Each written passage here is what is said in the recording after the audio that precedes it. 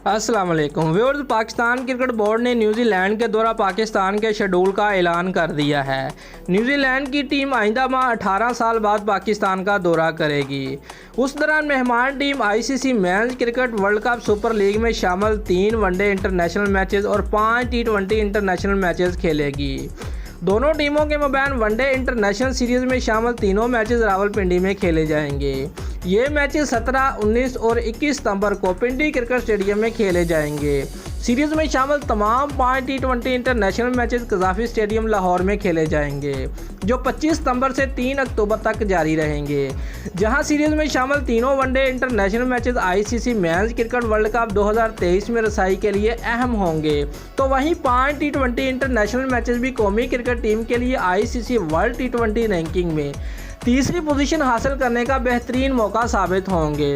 Viewers, ICC world test championship की फातिहा team New Zealand test series खेलने आइंदा साल पाकिस्तान आएगी।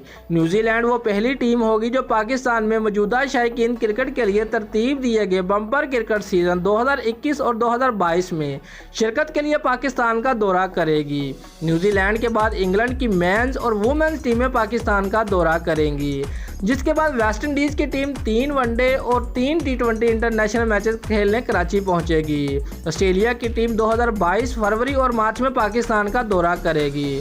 Viewers, chief executive PCB Wasim Khan का कहना है कि न्यूजीलैंड के खिलाफ सीरीज पाकिस्तान में इंटरनेशनल क्रिकेट सीजन का बेहतरीन आगाज़ होगा। न्यूजीलैंड न सिर्फ आईसीसी वर्ल्ड टेस्ट चैंपियनशिप की फातिहा बल्कि वर्ल्ड कप 2019 की फाइनलिस्ट टीम भी है।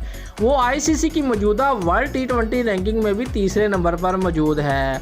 मेहमान टीम का दौरा पाकिस्तान शायकीन क्रिकेट की तवज्जो अपनी तरफ करवाने के साथ साथ पाकिस्तान के एक महफूज और पुरअमन मुल्क होने की दलील साबित होगा। दोस्तों, अगर आपको हमारी ये वीडियो अच्छी लगी है तो लाइक और कमेंट ज़रूर करें और हमारे चैनल को सब्सक्राइब करना मत भूलिए। शुक्रिया।